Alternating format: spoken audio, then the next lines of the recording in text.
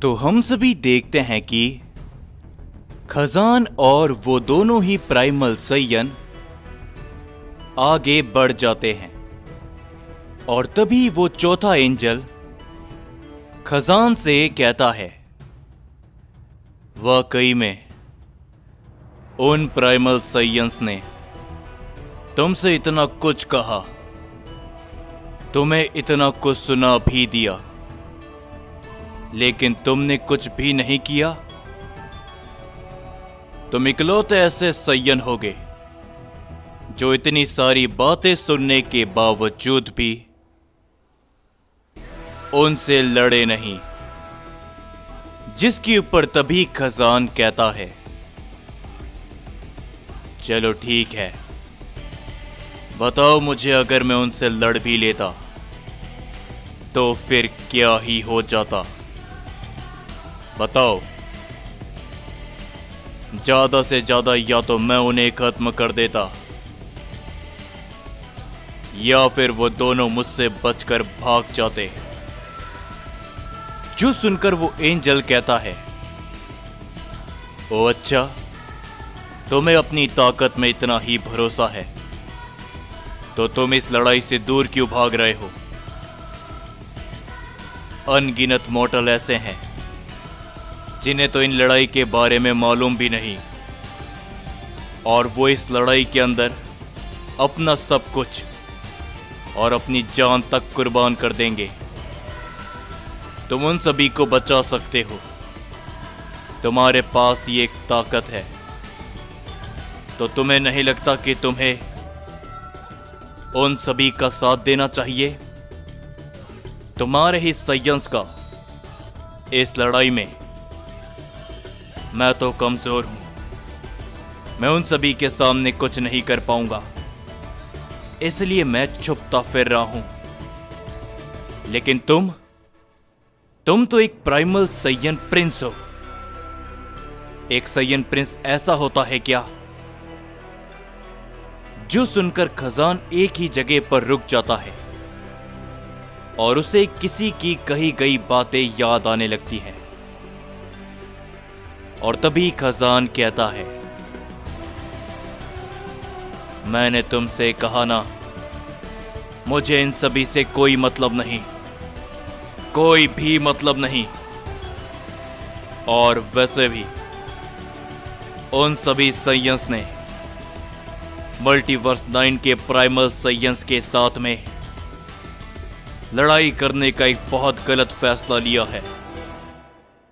अगर ये लड़ाई होती है तो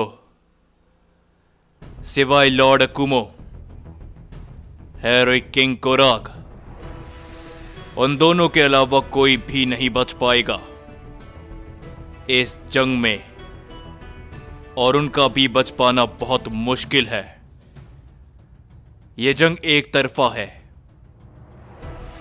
लेकिन तभी वो एंजल कुछ भी कह पाता, उससे पहले ही खजान वहां से आगे बढ़ जाता है, और वो एंजल मन ही मन कहता है, चाहे कुछ भी क्यों ना हो जाए, मैं तुम्हें इस लड़ाई में शामिल करके रहूंगा खजान। ये बोलने के बाद वो एंजल खजान के पीछे पीछे जाने लगता है, और वहीं पर दूसरी तरफ हम सभी उन दोनों सय्यंस को देखते हैं जो कि इस समय पर एक डायमेंशन के सामने खड़े होते हैं, और वो कहते हैं, तो चलो, समय आ चुका है उन्हें बाहर निकालने का। ये बोलने के बाद वो प्राइमल सय्यन अपनी पावर को बढ़ाते हुए उस डायमेंशन की ओर अपना हमला करता है, जिससे तभी वहां पर एक काफी बड़ा धमाका होता है। लेकिन उस धमाके के बावजूद भी उस डायमेंशन को कुछ भी नहीं होता, और तभी वो दूसरा सय्यन भी अपनी कोशिश करता है उस डायमेंशन के ऊपर अपना हमला कर लेकिन उसका वो वार डायमेंशन से टकराते हुए दोबारा उसी से आकर भिड़ता है, जिसके कारण वो सय्यन थोड़ा सा पीछे हटता है और वो कहता है, ये आखिर कैसा डायमेंशन है? ऐसा डायमेंशन मैंने आज तक नहीं देखा। जिसके ऊपर तभी वो रॉयल ब्लड का प्राइमल सय्यन कहता है, ये उनका बनाया हुआ डायमेंशन है, उनकी ताकत से। तो तुम भूल कर भी मत सोचना कि इस डायमेंशन को तोड़ पाना इतना आसान होगा। हमें ये सब मिलकर करना होगा। वो दोनों आखिर कहां पर है? वो बेवकूफ यहां पर अभी तक नहीं पहुंचे। जिसके ऊपर वो दूसरा सय्यन भी कहता है, मैंने उन दोनों को कब का सिग्नल भेज दिया था। हम दोनों को ही ये कोशिश करनी पड़ेगी। ये बोलने के बाद वो दोनों ही सय्यन अपनी पावर को लगाते हुए उस डायमेंशन के ऊपर अपने कई सारे हमला करना शुरू करते हैं, जिससे वहां पर कई सारे धमाके होते हैं। और तभी हम सभी किंग कोराक को देखते हैं, जो कि इस समय पर किसी से कहते हैं, तो बताओ, मैं जानता हूं कि तुम उनकी तलाश में गए थे, तो क्या तुम्हें वो मिले? ज़ालामा। और किंग कोराक के सामने ज़ालामा खड़े होते हैं, जो कि कहता है, नहीं किंग कोराक, मैं ड्रैगन गॉड की तलाश में गया था, लेकिन वो मुझे नहीं मिले। शायद ये सारी एक कहानी थी कि 6 ओमनिवर्स के निर्माताकार ड्रैगन गॉड हैं, वो भी 6 अलग अलग, मगर मुझे वो पूरे ब्रह्मांड में नहीं मिले। जिसके ऊपर तभी किंग कोराक कहते हैं,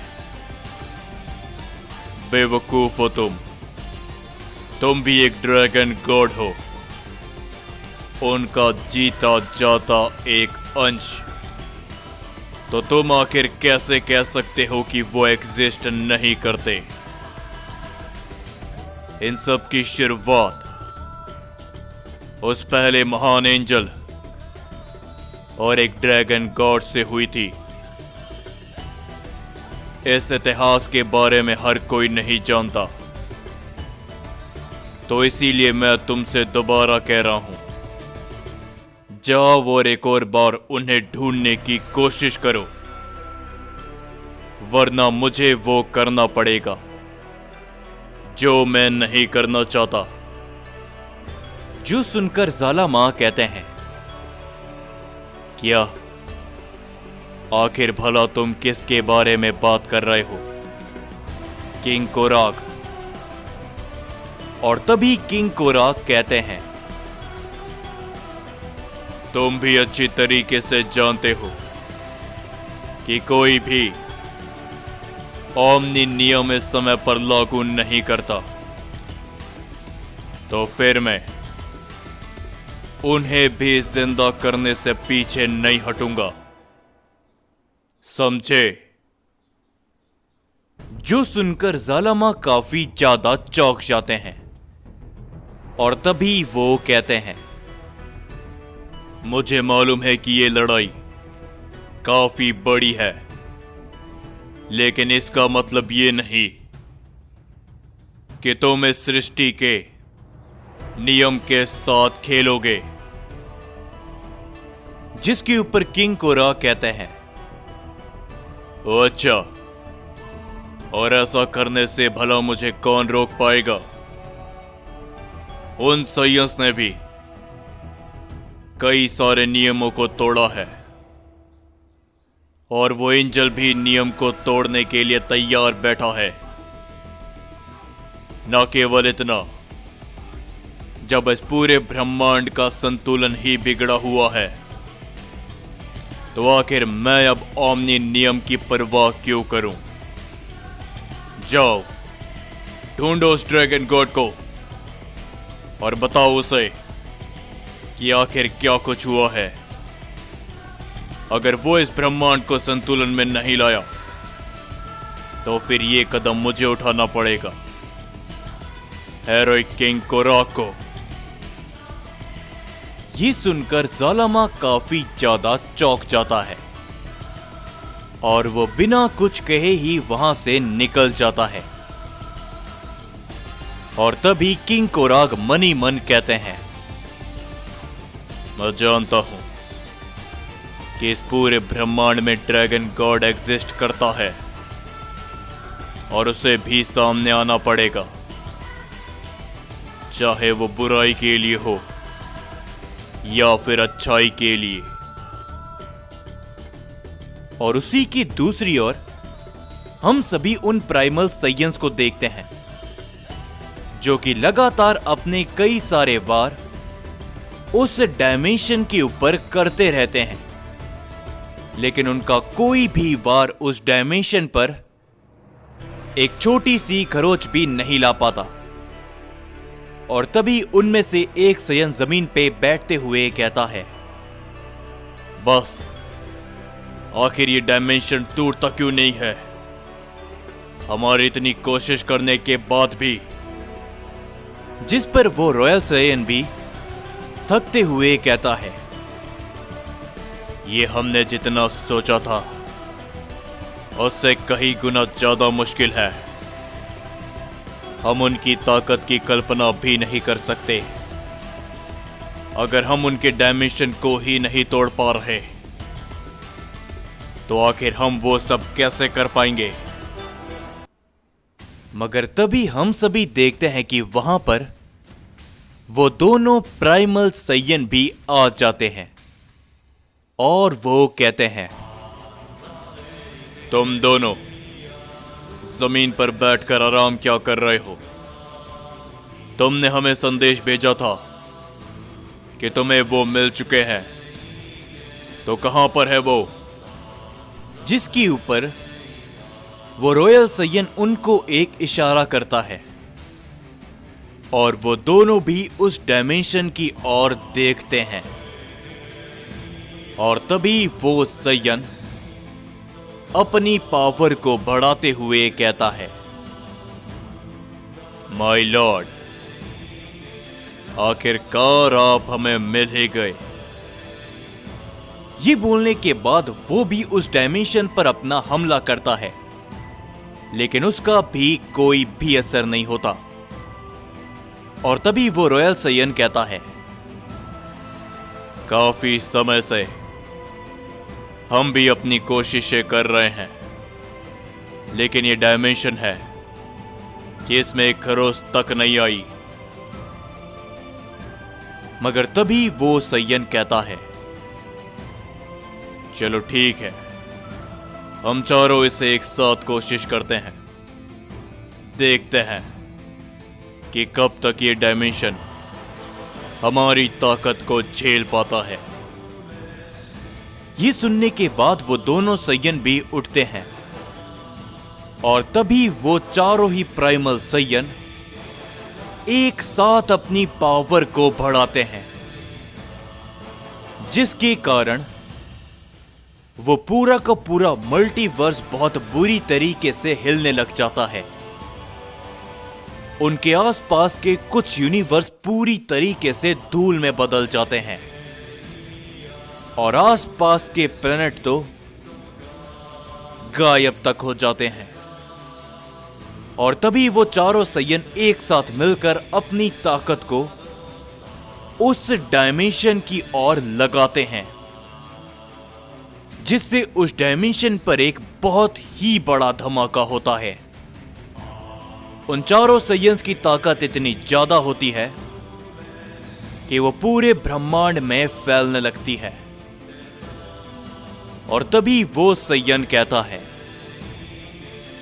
मैं देख सकता हूं कि इस डायमेंशन में कुछ तो फर्क पड़ा है, तो बस एक और बार हो जाए। ये बोलने के बाद वो चारों ही सय्यन दोबारा से अपनी पावर को बढ़ाते हैं और इस बार पहले से ज्यादा। और तभी वो चारों सय्यन एक साथ मिलकर अपना एक कंबाइन अटैक बनाते हैं उस डायमेंशन के लिए।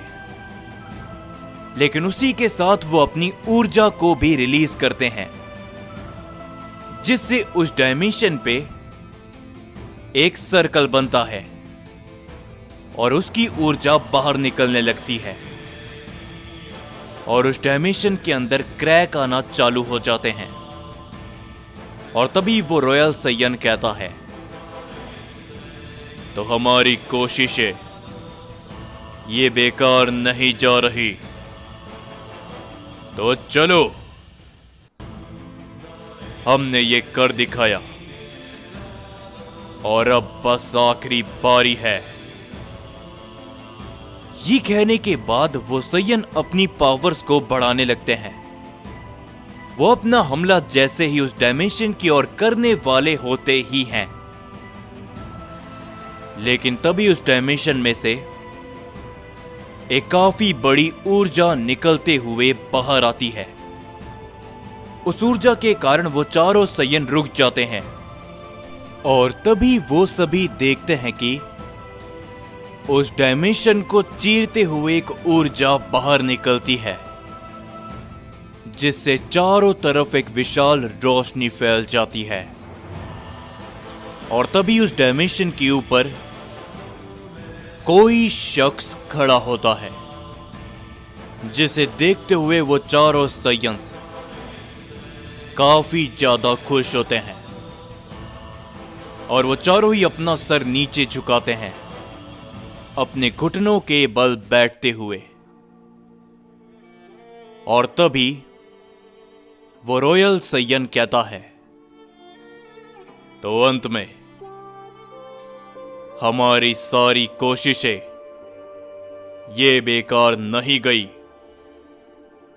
और वो दूसरा सय्यन भी कहता है, मुबारक हो सय्यंस, हम कामयाब हुए। और तभी उनमें से एक सय्यन आगे आते हुए कहता है, तो अंत में आखिरकार आप हमारे सामने खड़े हो। जिस समय का हमें लाखों सालों से इंतजार था, वो घड़ी अब आ चुकी है। तो अंत में हमारे महान प्राइमल सय्यन किंग हमारे सामने खड़े हैं।